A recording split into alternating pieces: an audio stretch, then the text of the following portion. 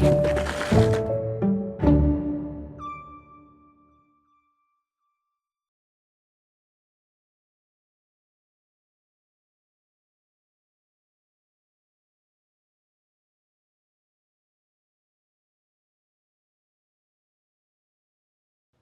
right, well, welcome in. Welcome to the Georgetown Library.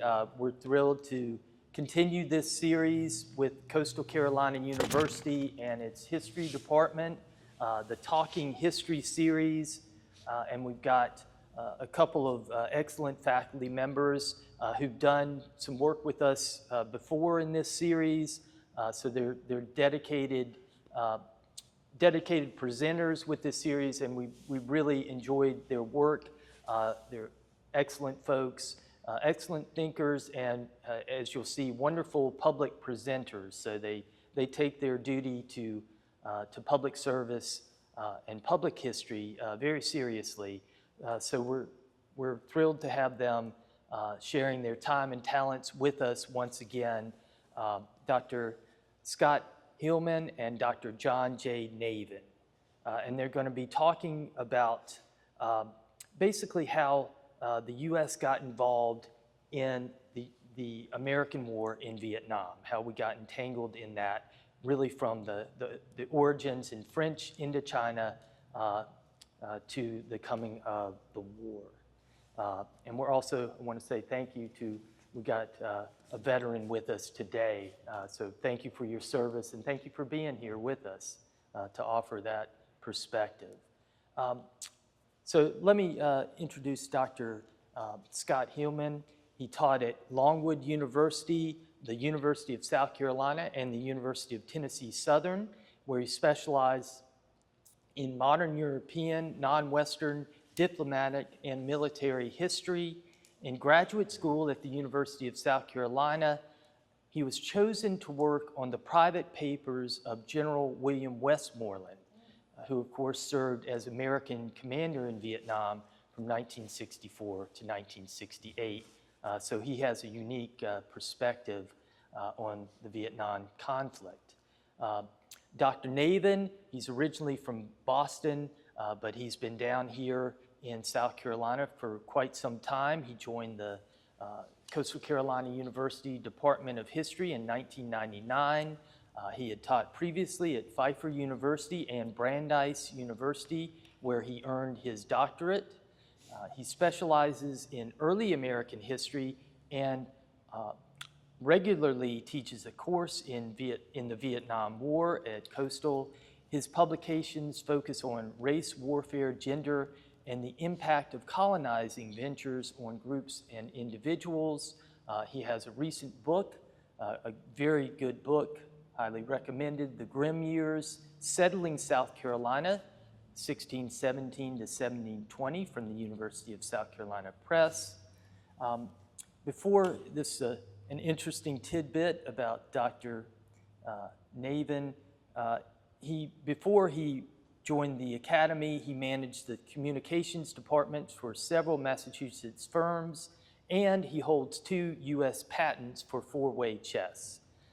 So I think we'll welcome in Dr. Navin first here, and then we'll get to Dr. Hillman.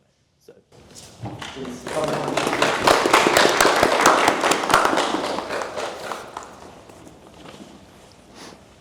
Thank you, Dan. I'd like to start out not only by thanking Dan, but thanking the staff here and the patrons of the Georgetown County Library. And as we do in all of our presentations on the Vietnam War, we want to thank veterans for their service, and also we want to thank the families of those veterans, because we certainly recognize, as I'm sure you do, that it's not just the man carrying the gun or flying the plane that's making sacrifices in a wartime setting. His family and his loved ones also make sacrifices. So I'd like to thank those men and women for their service and their families as well. Today, Scott is going to give a background regarding activities in Vietnam prior to American involvement, and he's going to take you through events leading up to the point at which the United States becomes actively involved. So I'll just stop there and ask Scott to come on up.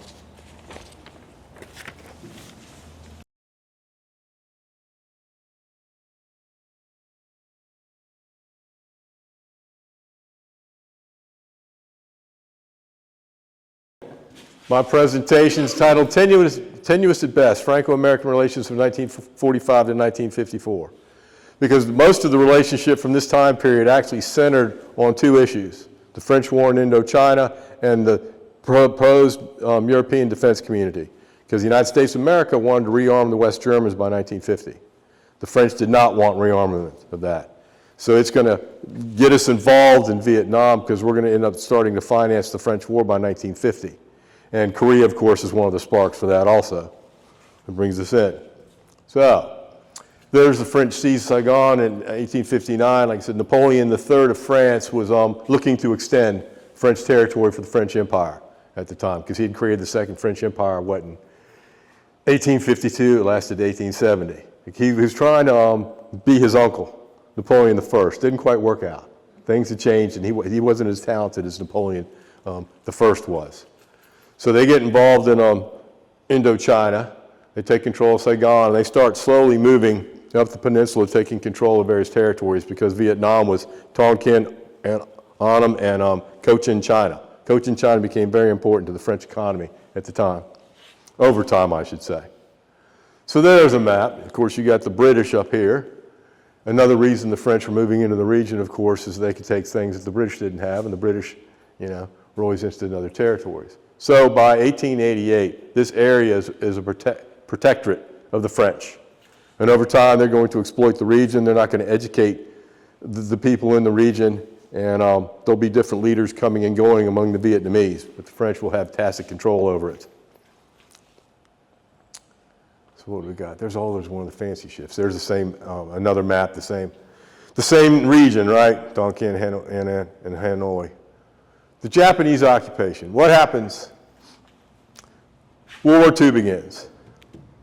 The Germans, of course, go into Poland, take out Poland, and of course then they turn to the west, go into Scandinavia, take control of Denmark, take control of Norway, and then of course they end up turning on France in May of 1940. By June of 1940, the war's over. So you have a new government coming in, Vichy France. So now the French are the allies of the Axis powers of Germany and Japan. The Japanese want control of the northern part of Vietnam. Airfields are there, and they want to try to cut the Burma Road because Chiang Kai-shek's involved in the war. The war between the Sino-Japanese War started in 1937. The final phase of it lasted until 1945. So they wanted to cut off supplies because the United States was supplying Chiang Kai-shek at the time. So in the Japanese, like I said, occupation, when they move in, what they're going to do, and I'll go to another slide, is they're going to leave the colonial administration in place. The French administrators, the French troops are going to be throughout the entire region managing things, controlling things. The Japanese are going to only put about 35,000 men in there to start with. They're using it to get supplies out of.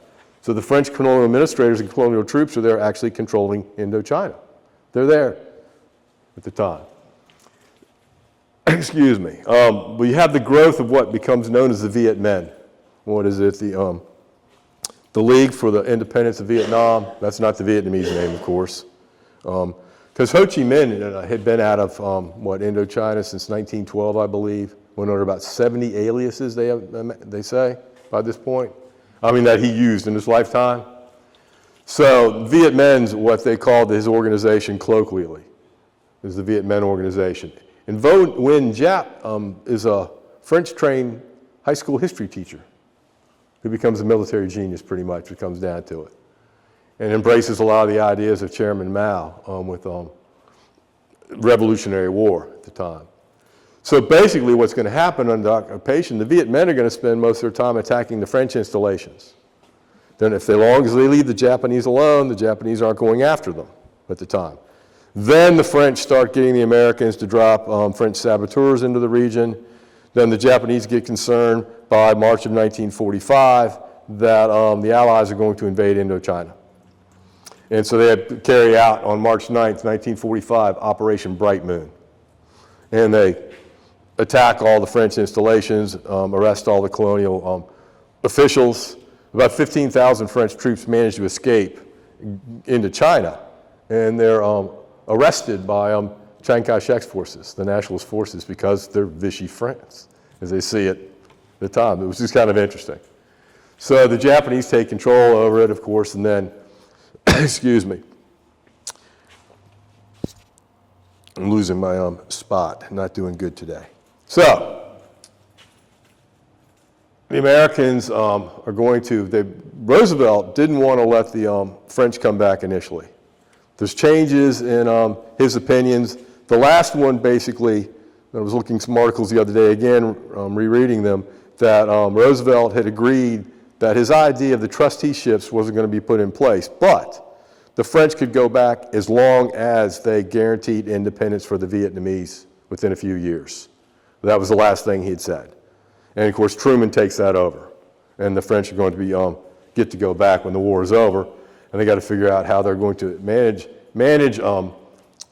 Indochina at the time. The United States, in July, well, this is a picture from August, we sent in an OSS team to help train the Viet Minh in various sabotage methods. And this is a picture of it, of this group at the time. So we got involved there. The French were becoming concerned that the Americans really wanted to get involved in the region for some reason. But Roosevelt had talked about, when the war was over, he would like to see China under Chiang Kai-shek, the Americans, the British, and the Dutch, the Russians, being really the world, running the world's affairs, and the French would be pushed out, that they wouldn't be part of it. It was kind of interesting. There's General Charles de Gaulle, you might have heard of. De Gaulle, of course, is the head of the Free French, thorn in the side of the British and the Americans, of course. And he was demanding that they get Indochina back. They get Laos, Cambodia, and what we call Vietnam. Like he says, united the overseas territories which he opened to civilization, because the French had thought when they'd gone in there, they were on a civilizing mission, they called it at the time. He said, without these territories, you'd be in danger of no longer being one. So the French, they want to be able to take back their colonies, because after World War I, how the French started to rebuild their economy was because of their overseas territories. They used them and exploited them. De Gaulle wants to do the same thing, but de Gaulle's going to kind of fall out of office because he's the head of the provisional government in France, but de Gaulle, when they write the Constitution for the Fourth Republic, de Gaulle wanted a president who had rather extreme powers, and the Constitution doesn't reflect that, so he drops out. Gaulle's party starts, and he'll wait his turn until 1958 when he'll be called to office. And you'll have the Fifth Republic. They changed it. What is interesting about France from 1945 to 1958, they had 20 different governments. Most of the cabinets lasted about 6 months. And then they had to have new elections on a regular basis. So de Gaulle, he wants Indochina back. So at the Potsdam Conference, July and August, you have Harry Truman's the president now. In April, FDR died. Then you got Winston Churchill. Churchill was concerned about what the Americans were going to do, because he had been in Roosevelt's ear the entire time. We need to go back to these colonies. You can't put them in trusteeship, because he wants the British Empire to be intact. He's afraid it'll be dismantled. So Truman agrees that the French request to return to all pre-war colonies in Indochina, they'll go ahead with that they'll allow them to return. Stalin's not overly concerned with that at the time, because he's interested in things in Eastern Europe, and of course he's also interested in getting involved in Japan, which we don't allow the Russians to get involved there like they wanted after they'd gone into Manchuria. They wanted a significant amount of territory, and we said no. So, what do we got here? Winston Churchill. Politics are almost exciting as war and quite as dangerous, and war can only be killed once, but in politics many times. And he had that experience in his career, that's for sure. But he was all about the colonial empires still being intact. So he supported the French at the time. Post-war occupation. It's agreed at Potsdam they'll split Vietnam around the 16th parallel. Nationalist forces at Chiang Kai-shek will come down from the north. In the south, it's going to be the British, but the thing is, the British don't have enough troops. So they're going to let all the French colonial officials and soldiers who have been interned by the Japanese in the South out, rearm them, and then they're going to use Japanese troops to keep the peace in the area for a while. So Ho Chi Minh, of course, gives a speech in Hanoi on September 2nd, 1945, declaring the independence of the Democratic Republic of Vietnam on December 2nd, 1945. And coincidentally, some B-17s flew near Hanoi. They could see them, so the people in the crowd thought the Americans were there supporting Ho Chi Minh. But they just happened to be moving the bombers to another place. So until the Japanese troops are sent home, returned to Japan, of course, there are going to be policemen there. So you have this strange mix of some British troops, some French troops, and you have the Japanese involved in this to keep the peace. So the French are going to come back. But there's Ho Chi Minh. Ho Chi Minh's going to return to the region. Ho Chi Minh is a nationalist and a communist. So there's always the argument, what really is he? Well, he's willing to do anything he needs to do to get Vietnam unified under the Vietnamese people. So it doesn't matter what it is. So there's always that argument, how much of a communist was he? Well, if you look at the activities he engaged in, his government, of course, he was pretty much a communist with land reform and all that during the war with the French. Talk about. So of course he's the, excuse me, the great freedom fighter.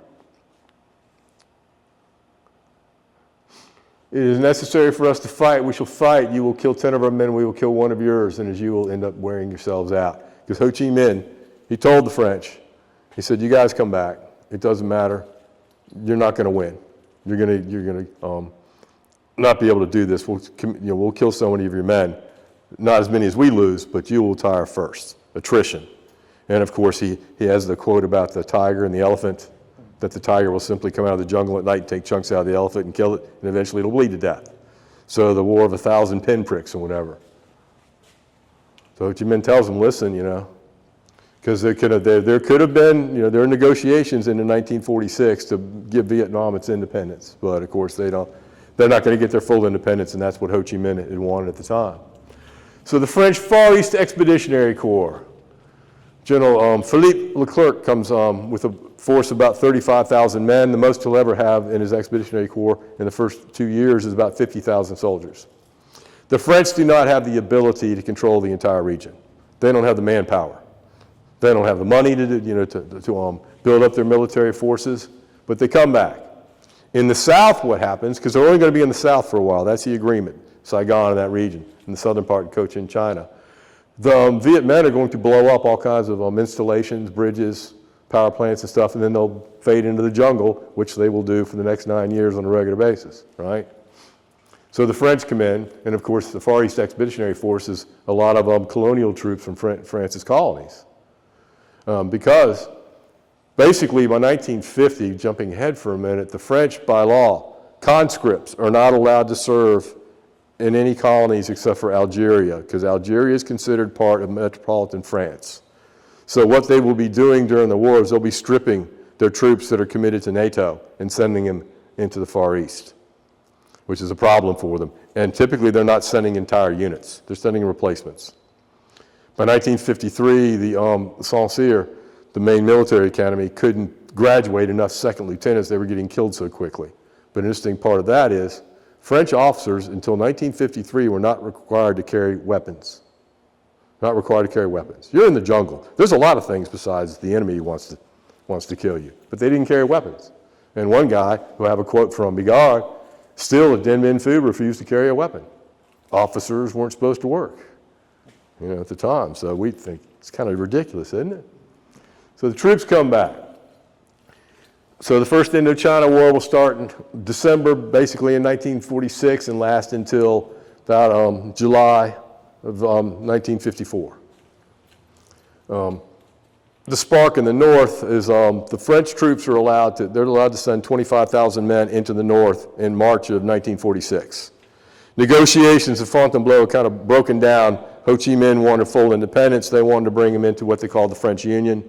French Union was another term for the French Empire, because they were going to bring them in as associated states. Laos and Cambodia, there's no problems for the French to retake control of there. But Vietnam's a different story because you've got the Viet Minh. But in 1946, it's estimated they might have had 15,000 fighters. That's it. So they don't have enough troops to drive the French out. The French do not have enough troops. And of course, the French are a modern army, depending on the road system. What, 85% of Vietnam was jungle at the time? And the road system perfect for ambushes. So what we consider when the war starts is December 19th in Haiphong Harbor. They're in Haiphong because the Viet Minh blew up a power plant. All the lights went out throughout Haiphong. The French retaliation was to bombard the city and killed over 6,000 civilians at the time. And the Viet Minh fled into what is called the Viet Bac in the north. That's where their headquarters were, and that's where it'll be for the entire war. Ho Chi Minh and the key leadership will be living in caves in remote regions, and the French will not be able to capture them. They make one attempt in 1947, something called Operation Leia, where they drop about 1,000 paratroopers on the headquarters of Ho Chi Minh. And then they use the old encirclement, of course, the road systems. So rudimentary, that the tanks and everything else never link up when they're supposed to. It's a failure, but the paratroopers just missed Ho Chi Minh. His morning mail was sitting there in Giap, so they might have snuffed it out right at that moment, but they're not going to be able to. So as the war moves on, the French are going to, by 1950, they'll have moved, by 1947, 48, they moved along the border areas because the Viet Minh simply had melted into the mountainous regions, and the French couldn't pursue them. They didn't have troops, so they built some bases along the border with China. So it's all fine for a while. The French think they pretty much won. They can eventually end this insurgency and put an end to it. Well, what happens is, of course, something happens in China. And when the communists reach the border, they're going to set up what the United States will have, as they'll get to, their own version of the American MAG, Military Assistance Advisory Group. They're going to start supplying the Viet Minh. And what's going to happen is the Viet Minh are going to be trained in artillery, using heavy artillery, because the Chinese are going to have a lot of stuff from the Civil War with the nationalists. They had a lot of new equipment. Of course, they're going to capture more in Korea at the time. Because at Dien Bien Phu, the Viet Minh will have better artillery than the French did. They had newer weaponry. So the war drags on. French Union forces simply applies to, because you've got French troops, you've got Laotian troops, you've got Cambodian troops, you've got the French Foreign Legion, you've got troops from Senegal, you've got troops from Morocco, you've got troops from Algeria fighting in this war. So the French conscripts do not have to go and fight in this war. They'll be serving in Algeria later, the war there. So the French, another term for the French Empire at the time is pretty much French Union. Emperor Bao Dai. Bao Dai had been removed by the Japanese at one point. The French bring him back in 1948. He'd been living on the French Riviera, I do believe, and he comes back as a puppet. And the one thing the French will not do, because Bao Dai pretty much knows he's a puppet, they will not build up a Vietnamese army, national army at the time. They don't want to arm them because what would happen, most of them probably would side with Ho Chi Minh and the Viet Minh, their own countrymen. Wouldn't be sane to fight on the other side. As a lot of them would say, well, why are we fighting with the French? Because the French are controlling us. We want to get them out, right? So you never have an effective Vietnamese national army. There was one Vietnamese general commented, he went to, when they were graduating a bunch of cadets, and he said, the thing is, he said, you're teaching them the way to fight modern wars. Modern war doesn't work here. He said, I much would rather like to sneak up on my enemy coming up a river in sampans with burp guns and hitting them at night. He said, that's how you fight this war. You go to their, you go to their bases. You can't fight a conventional war, and the French were still trying to fight a conventional war. There was a couple set-piece battles in 1951, and the Viet Minh came out because Giap thought in 1950 they'd take all the border forts. The French suffer disaster. They lose about 4,000 men killed and about 6,000 captured.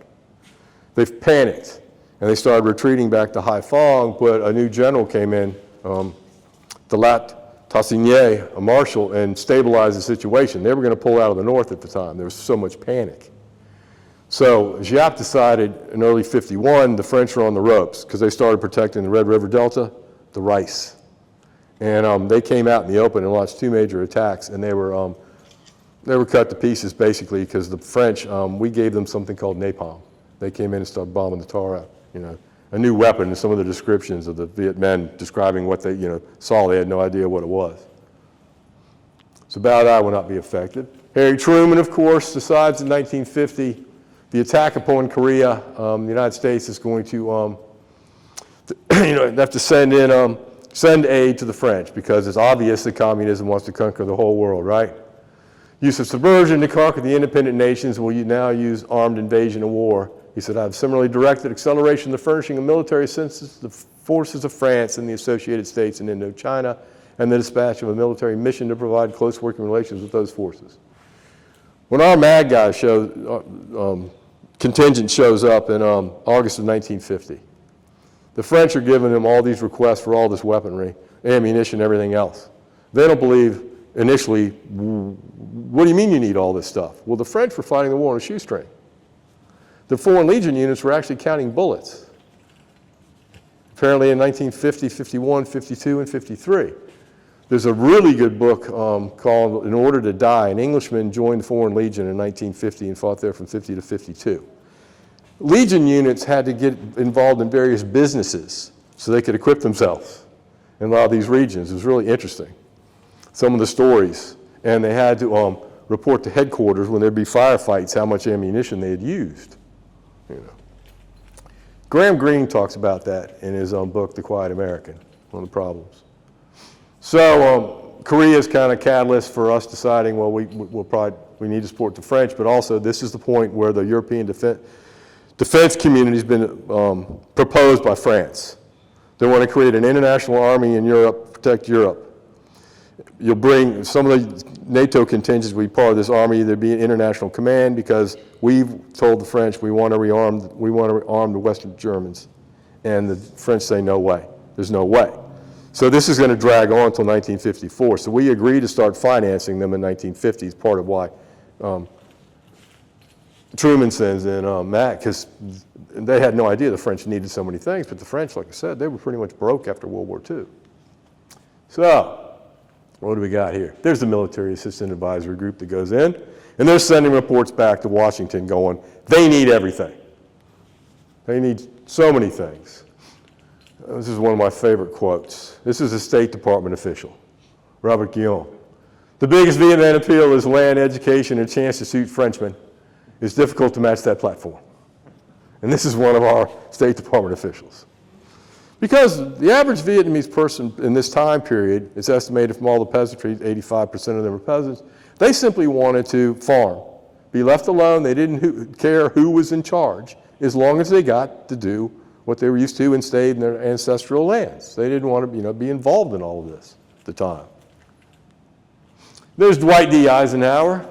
Eisenhower sends in a couple advisory, fact-finding missions, and apparently, one said that it would take probably estimated 1 million men.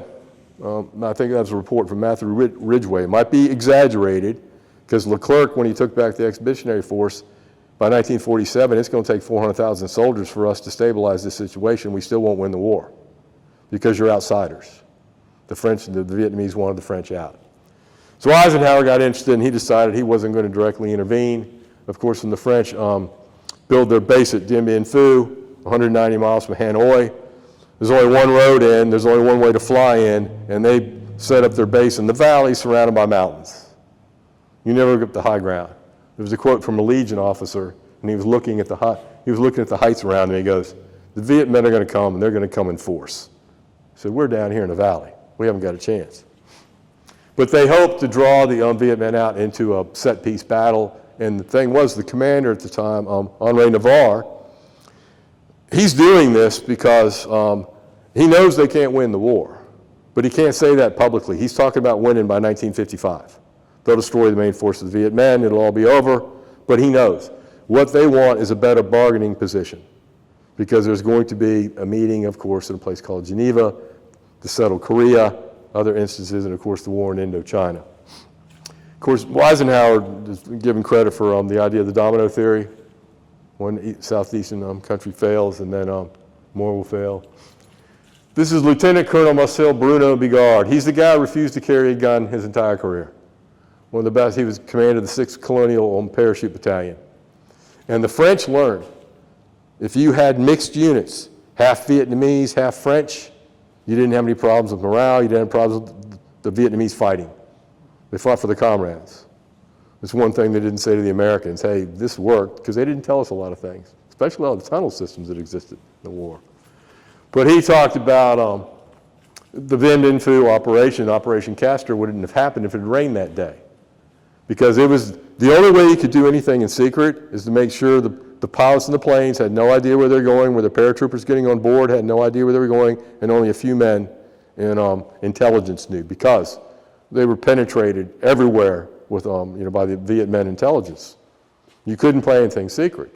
And so Navarre launched Operation Castor, the establishment of Dien Bien Phu. The French government didn't know till 6 hours after there were paratroopers on the ground at Dien Bien Phu. And they were told there'd be no resistance. There was an entire regiment there of Viet Minh, because that was one of the conduits for opium being moved. Because the Viet Minh used a lot of opium to pay for a lot of things. And there were a couple of the groups on the side of the French also involved in the opium trade. Because during the war, at least a third of the French outposts fell because they were betrayed from within. So the Legionnaires actually started kicking all the non-essential personnel out of their encampments at night, and then they changed where they'd laid all the mines. They changed the entrances in and out in the barbed wire because they knew where they were going to get hit. And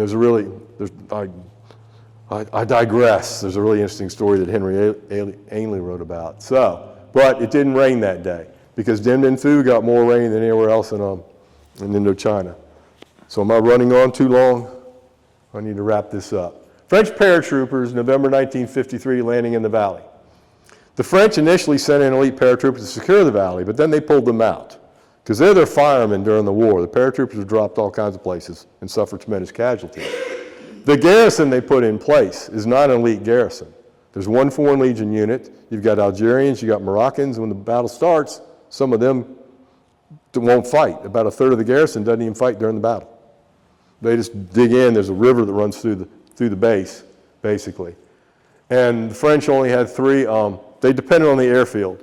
There was a reserve airfield a couple miles away from the main center of the camp, but the airfield they depended on, there was only 3 strong points that protected it, and the French, believing that the Viet Minh could never bring artillery into the valley, they didn't build concrete bunkers. They built the old ones, and so they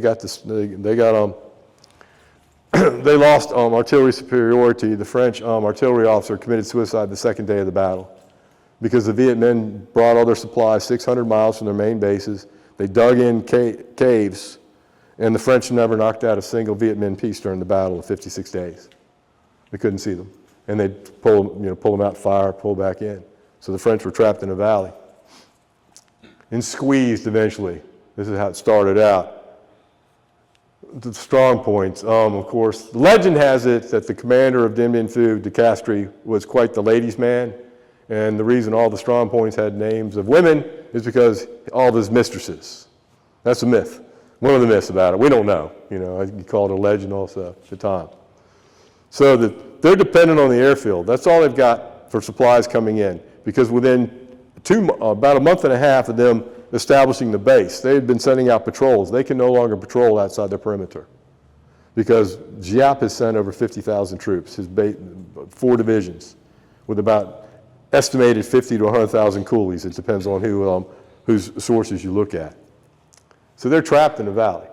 And with only one way to fly in, the Chinese supplied them with anti-aircraft guns. Of course, a lot of the gunners are Chinese.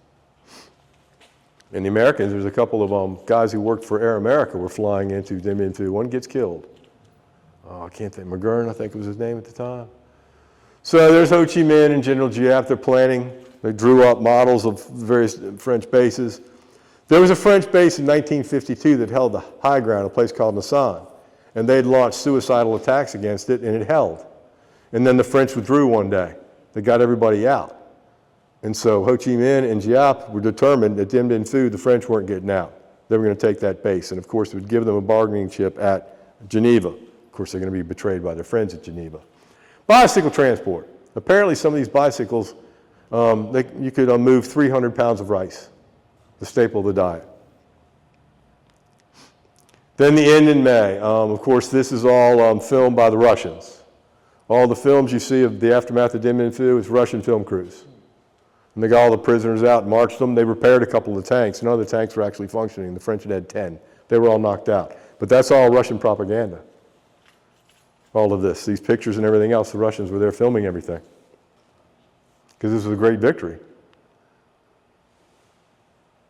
Geneva Conference, the Geneva Accords. Well, this is where, of course, they made a big mistake. The Viet Minh controlled about 85% of the countryside in the summer of 1954. They wanted the French out. They wanted everybody out. Ho Chi Minh wants an independent nation, but the problem is, completely independent, what happens? The Soviets and the Chinese pulled the plug on the Viet Minh because this would still be a distraction in the future is one of the reasons. And of course, the Chinese don't trust Ho Chi Minh. Ho Chi Minh doesn't trust the Chinese when it comes down to it. So the Geneva Accords split it at the 17th parallel. You're going to have elections in 1956, full national elections. Those are never going to happen because Ho Chi Minh would have won rather easily. And when they drew the line, you had about an estimated 400,000 to 500,000, I believe, people move into the north, in the northern part where the communists had already started land reform and killing landlords and things like that, redistributing the land. And about 1 million people came from the north into the south. And of course, what we know happens after that, the Americans get more involved. But by 1954, we were paying an estimated 80% of the war because we kept the French fighting. So they're in some ways still angry at us. They believe we pulled the plug on them because we didn't try to rescue them at Dien Bien Phu. And there's all kinds of debates about, did the United States offer the French 2 tactical nuclear weapons at Dien Bien Phu? A tactical nuclear weapon, where are you going to set it off to relieve the garrison? It's going to take out the defenders too, most likely. But there's all kinds of debates about that because one of the French officials, Bedeau, someone said it might have been something about lost in translation. So we don't know, but that's one of the debates still out there. We don't know if we offered them 2 tactical nuclear weapons. So Anthony Eden, I think I'm beginning to think the Americans are quite ready to supplant the French and see themselves in the role of the liberators of Vietnamese patriotism and the expulseurs of or redeemers of communist insurgency in Indochina. If so, they are in for a very rude awakening. Anthony Eden pretty much told American officials, you don't want to get heavily involved in there, but hey, it's the Americans, part of it. So that is it. A little in some places.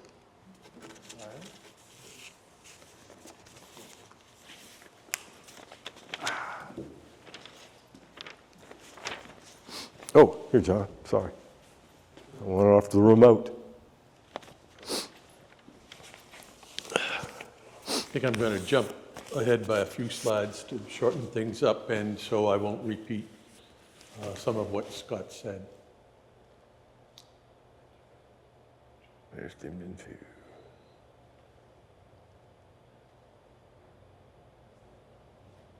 Phu. Okay. Well, again, thank you for being here. I'm going to pick up with the Geneva Conference in 1954. Scott did a good job giving you the background. And let me just make a few larger points as we start discussing American involvement in this war. One point is that there's this phenomenon in history. If you teach history or write history, you have to be worried about teleology, which is a major event has occurred, and then you interpret history as everything just leading up to that event. So for example, when we talk about the coming of the Civil War, we talk as if everything that happened in the 1820s, 30s, and 40s, and 50s only had to do with the coming of the Civil War, when there were a lot of other things going on. Well, we're talking about Vietnam.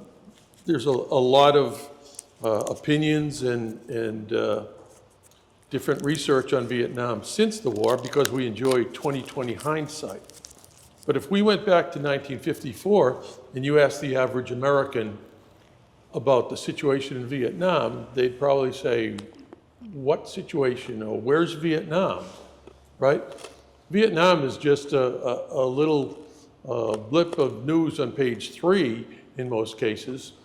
There's many other things going on, you know. There's a lot of activity in Europe. There's concerns with the political situation, with the economic situation. There's a desire in the United States to return to kind of a post-war calm where with the success of World War II behind the nation, everybody can get back to just living and not being concerned about politics and fighting. And so Vietnam is just a blip on the radar. There are things, concerns that the government had that people wouldn't even be cognizant of. Scott has talked about some of those things, particularly the situation of the French in Europe and how we needed the French to be part of the great Western alliance against any advancing communist powers and any threats to England and other European nations. There are concerns like that. Another concern that you would seldom hear about was we were occupying Japan, having defeated Japan. And their economy was in ruins. And one thing we wanted to do was to rebuild Japan with the idea that a Japan that was rebuilt under American direction and with American support would be impervious to, or at least resistant to, communism. Because communism was a spreading ideology. And so what's Japan got to do with Vietnam in this case? Well, Southeast Asia was a major source of raw materials for the Japanese economy.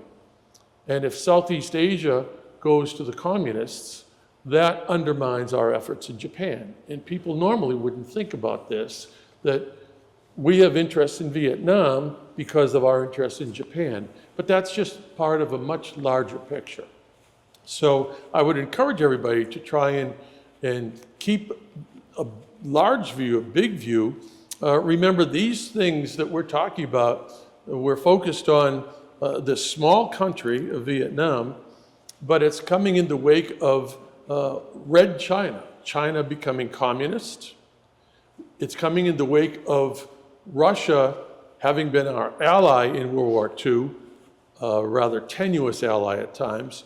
Russia now has the bomb. So we've seen the end of one war, but the beginning of an arms race, a Cold War is coming. And we're on the heels, here in these years we're talking about, we're on the heels of the Korean conflict. So the battle against communism or communists in Korea ends up with that nation divided.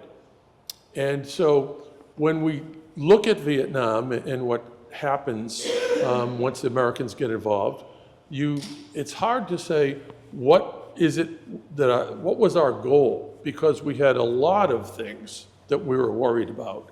And Vietnam, in one sense, was just a battle against communism that we hoped the French would fight for us. And when the French failed, then we picked up the job of doing that. So at the Geneva conference, this was, in the eyes of Ho Chi Minh, this was really a major step towards nationalization. That's what he had wanted. He founded or became a key member of the Communist Party in 1930. He certainly didn't found the Communist Party, but the Southeast Asia, I believe, Communist Party, he was in on the founding, and what his main goal was all along was the unification of Vietnam. And that was something that bringing communism to Vietnam was not his top goal. Unifying Vietnam was his top goal. So after the Geneva Accords, basically Vietnam has been divided. There's North Vietnam, which is under communist rule, which is in a sense saying under Ho Chi Minh's rule and the Viet Minh rule. And then South Vietnam, which the government takes form under Diem with American support.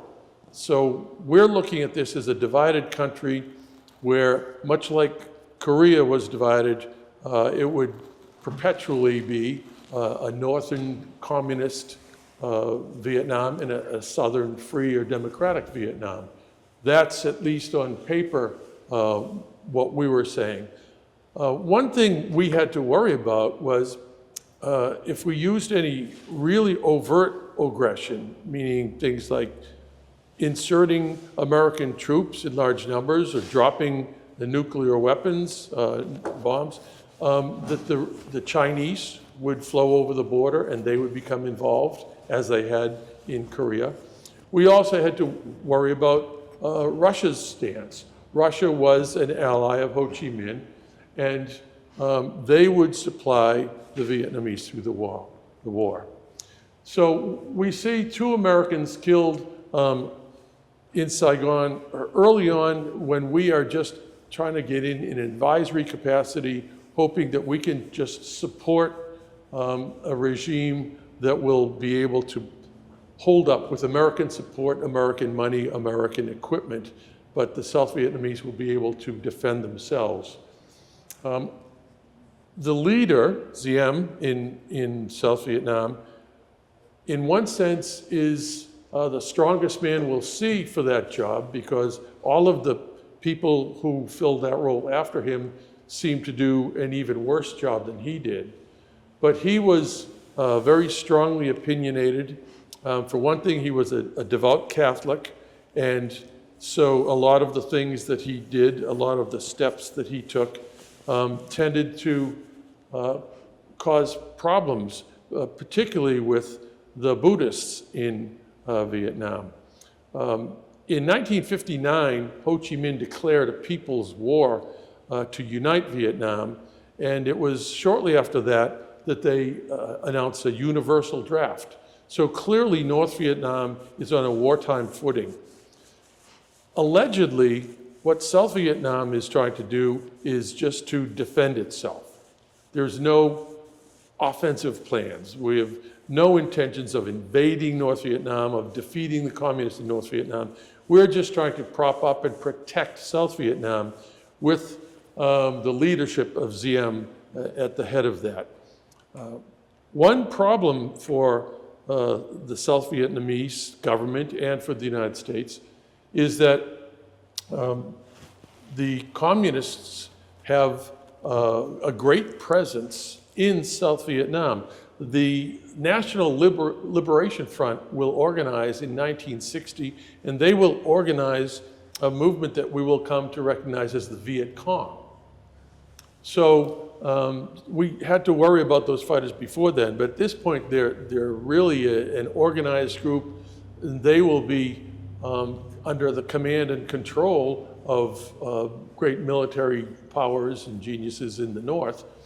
And so we're really fighting against, or we will be fighting against, a North Vietnamese army stationed in the North, men in uniforms, but we also will be fighting against people in South Vietnam, people in notoriously black pajamas, right?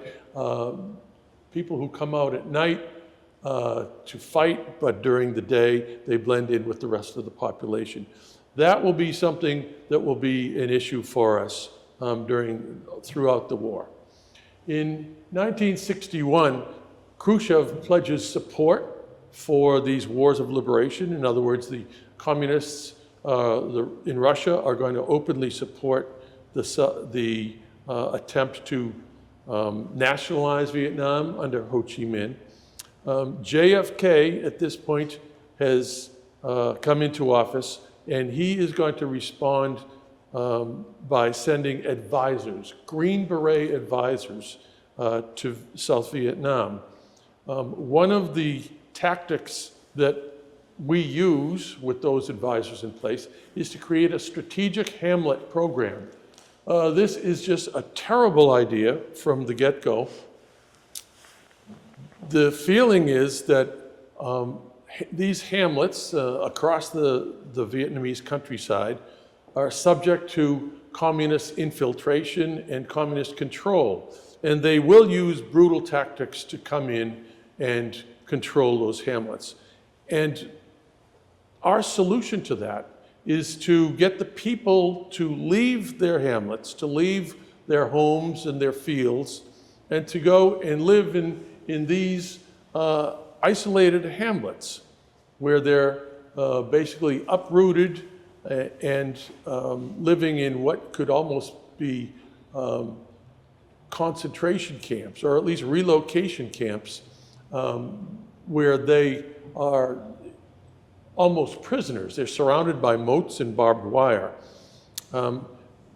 So we're handing over the territory and those supposedly evacuated villages to the communists as a result of this program, and the people in the hamlets are pretty unhappy with this tactic.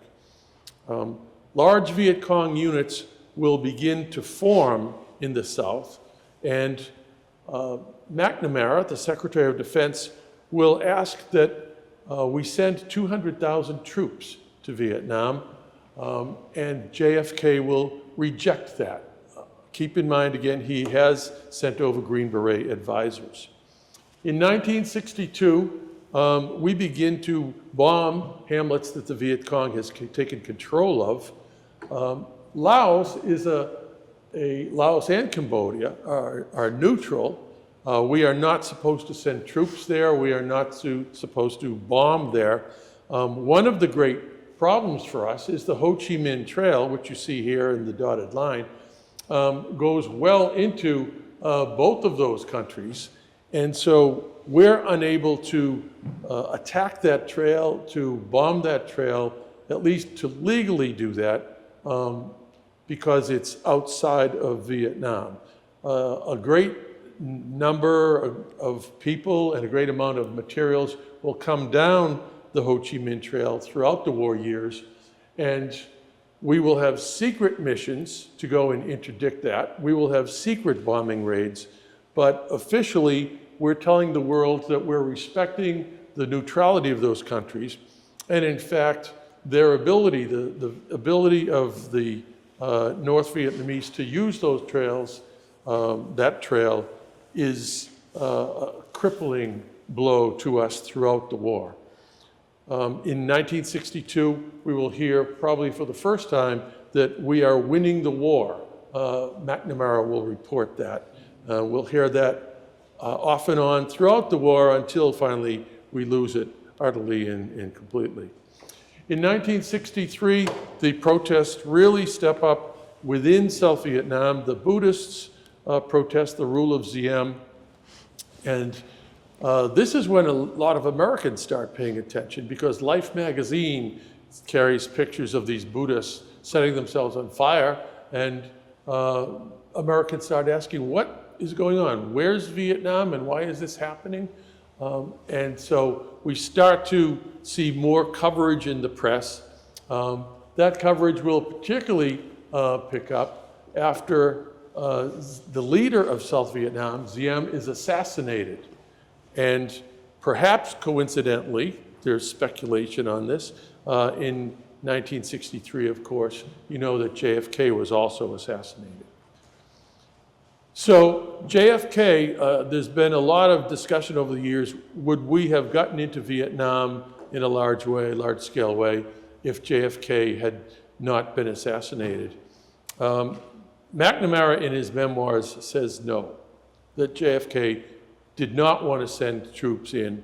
Other people will argue to the opposite, but McNamara was very close, and the indications are that JFK probably would have tried to support the South Vietnamese to the greatest degree that we could without actually sending troops, no boots on the ground, other than those advisors. So here's McNamara's explanation as to why we are getting more involved with Vietnam. We're answering the call of the South Vietnamese, and think of the strategic danger to the United States and our interests, our global interests, if the Vietnamese take over all of Southeast Asia. Again, the domino theory that Eisenhower propounded. JFK is in the White House, of course, once Kennedy is assassinated. And JFK is, he has a lot of things on his plate. The Great Society program, he wants to accomplish a lot. Vietnam is, in the beginning, kind of an annoyance to him. It's standing in the way of other things he wants to accomplish. Some very noble things in civil rights and in terms of advancing education and other programs.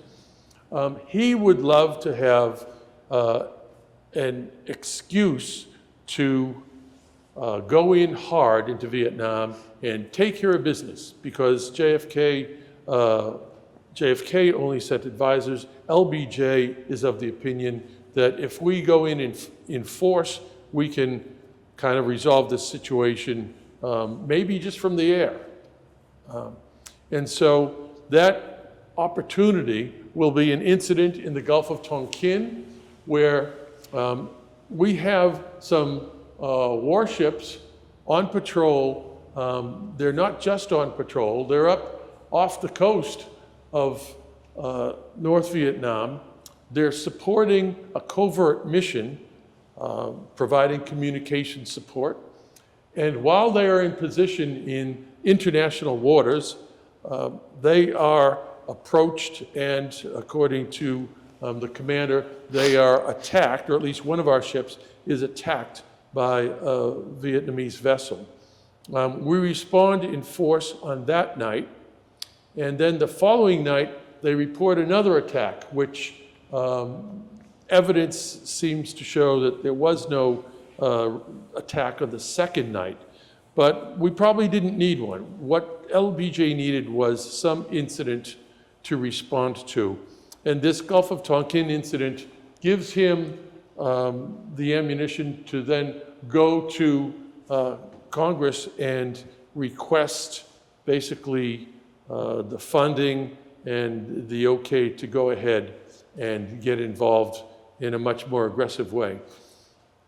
So what we see, the Gulf of Tonkin resolution, Congress approves and supports the determination of the president to use any necessary measures to repel armed attacks. You can see PT boats attack American warship.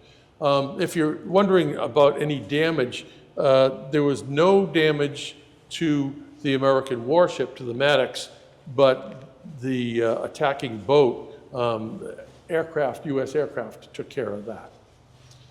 So 1964-65, this is when we see a real buildup of American forces. China will mass troops on the Vietnamese border, which is a scary sight for US politicians, or a scary prospect. The Russians will start to provide surface-to-air missiles. In order to punish North Vietnam for this aggression, LBJ has ordered the beginning of a massive bombing program. And this is Operation Rolling Thunder. Once you start bombing North Vietnam in force, you need support for this bombing mission. You can't just conduct it off of aircraft carriers. And so we get heavily invested in some air bases, particularly the air base at Da Nang. And General Westmoreland, in charge of the American troops, the American effort in Vietnam, he knows that you can't just put an air base there without any protection. And so he requests Marines to protect the Da Nang Air Base. And in March of 1965, 3,500 Marines will arrive in Vietnam. And they are there ostensibly to protect the air bases. But what they find out, or maybe they knew this going in, what proves to be the fact very quickly is you can't just sit and wait for the enemy to come to you, because the enemy will come at night and launch mortars into your air base and cause considerable damage if you just sit there and wait for them to approach. So we start to patrol in greater geographic territory, if you will. We extend the areas of those patrols out around the air bases until we're finally in basically searching out the enemy, not waiting for the enemy to come to us, but searching him out. And it's at this juncture that with the arrival of more Marines and helicopters, that we go on some major offensive operations. And one that a lot of people will have heard of is the Ardrain Valley.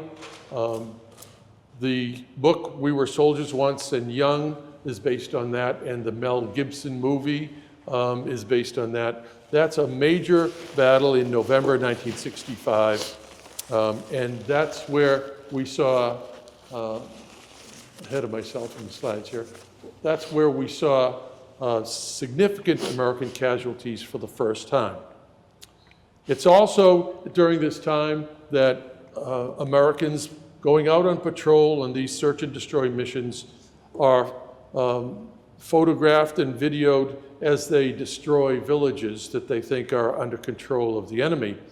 And this plays on American television, in the news, and that sparks a lot of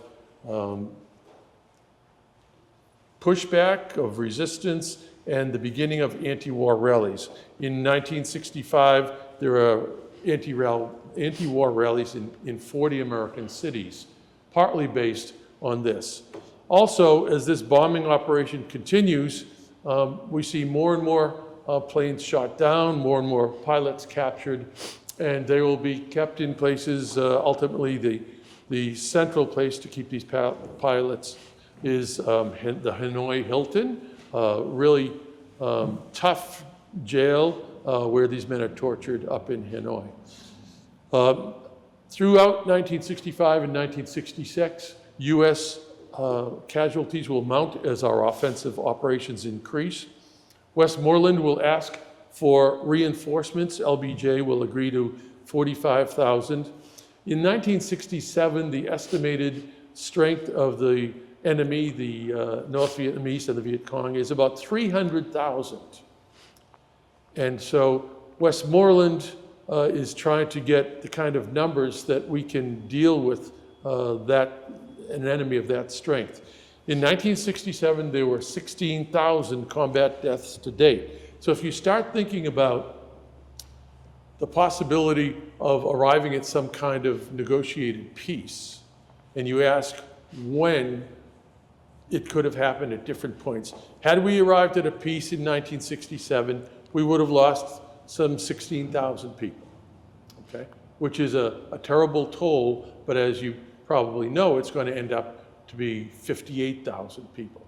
So with each passing day, each passing month, that number is going to climb, of course. 1967 is the year that Robert McNamara will resign as Secretary of Defense. And it's after he has resigned, we see really just the most critical year of the war, and critical year in terms of activity within the United States as a result of this war. We do start some peace talks in Paris, and they stall. Westmoreland is replaced in the field by Creighton Abrams. This is the year that the Tet Offensive will occur on January 31st. After we have, Westmoreland has said we're winning the war, we'll see this massive attack where over 100 cities and towns, including the capitals, will be attacked at basically the same time. With the idea that we're winning the war, to have this come shortly after it, the Americans are losing faith in what they're hearing from the government, if they haven't lost it already. Other events going on. This is the year that the massacre at My Lai takes place. Americans will not learn about it for another year, but some 350 to 500 civilian casualties occur at the hands of US troops, and that, of course, will be one of the ugliest incidents of the war on the American side. It's in '68 that Johnson, who was just stymied by this war, it got in the way of all his other programs. He thought that he couldn't go on and he was the wrong man to bring this war to a conclusion, and he announced that he would not run again. This is also a war, a time that in the United States you have such turmoil. Robert Kennedy, who was running on a peace platform, is assassinated. Martin Luther King is assassinated. So there's great turmoil within the United States. The Democratic National Convention, we see what has been called by historians a police riot, where Mayor Daley basically decides he's not going to let these anti-war protesters upset the convention and make his city look bad, and he basically turns the police and National Guard loose on them. So that opens the door for the election of Richard Nixon the following year. This is just a quick look at the troop levels.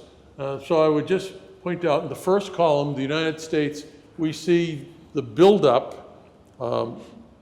1964, 23,000, 184, 385,000, 485. 1968 will be the peak year with 536,000 Americans in Vietnam.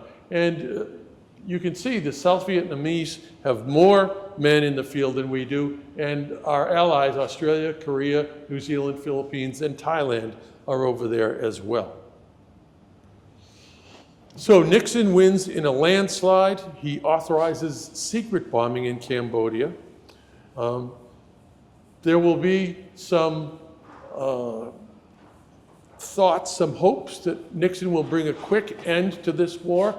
He ran saying he had a secret plan. His secret peace plan is basically to hand the fighting over to the Vietnamese, which, if you look back just a few years historically, the South Vietnamese were fighting with our equipment and with our money, but without our troops, and they were losing. And now Nixon says, well, we're going to pull our troops, and the South Vietnamese will be able to win on their own, when we already had decided that that wasn't likely to happen, and we had sent troops in. So that was flawed from the get-go. 1969 also was when the My Lai massacre was exposed, and the draft lottery began. There had been a draft all along, but it was thought to be unfair, that there were too many lower income and minorities being drafted, and so the ping pong system started, where ping pong balls determined through your birth date who would go to Vietnam and who would not. The war protests continue. Kissinger begins 2 years of secret talks, but meanwhile, in the United States, protests on college campuses are throughout the country. At Kent State, 4 students are killed and 9 wounded when they protest, and National Guard troops open fire on them. The sentiment against the war by 1970 is so widespread that Congress will ban the use of U.S. troops in Laos and Cambodia, and the full sentiment of the country seems to be to get our boys out of Vietnam, despite the cost, or no matter what the cost to the Vietnamese. So this is one look at one of the protests that's going on, massive protests, 500,000 people through cities throughout the United States during this time.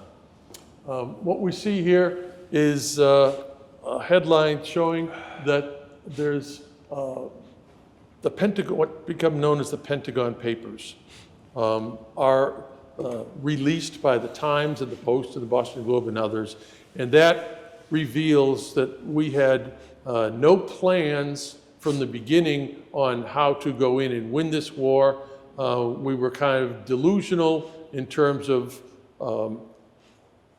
not only what we could accomplish with the French, but also what the South Vietnamese could accomplish. And so the papers showed more than anything that the United States had a sense that this war was unwinnable from the late 1950s, and the United States public had been told not only that it was winnable, but that we were winning the war. Yeah. So these papers, the release of them, really turned the tide against the war. That, along with the sentiment of the Vietnam veterans against the war, which was kind of shocking to the American people, that people who had fought there would actually speak out against it. But there are hearings, here's John Kerry in a hearing before Congress, where veterans came out with a lot of different stories and basically cast their vote, if you will, their voice against the war. So 1972, we're pulling out this famous picture when ARVN pilots bombed their own troops and civilians by mistake. The North Vietnamese begin a major offensive, and we announce a peace proposal. Based on that prospect of peace, Nixon is reelected in a landslide, but you know what's going to happen to him. In 1973, President Tu of South Vietnam is going to be forced to accept that peace agreement. Nixon says those peace accords will end the war and bring peace with honor. That certainly is going to be questionable. You have the Watergate affair occurring at this time, forcing Nixon to resign. So in 1973, we see the end of the draft, the POWs starting to come home, the last American troops will withdraw in March, and the Case Church Amendment in Congress forbids further military involvement, U.S. involvement in Vietnam. It's too little, too late. Even if we had thought about going back, the North Vietnamese are rolling throughout the countryside and into Saigon itself. And so we see this final shot, the last Americans leaving the embassy with those people that we could take in April of 1975. And this is the judgment rendered by the president of Vietnam at that time to the United States is inhumane, untrustworthy, and irresponsible. But things have changed a lot since then, and we are now on good relations with Vietnam. And so a lot of people look back and say, why were we there? Yeah. Was it worth it? And certainly to a lot of people, the answer is we shouldn't have been there, and it came at tremendous cost, and it wasn't worth it in the long run. That's not everyone's opinion, but it certainly seems to be the majority opinion at this point in time. So thank you for your attention, both at home and here at the library. Thank you.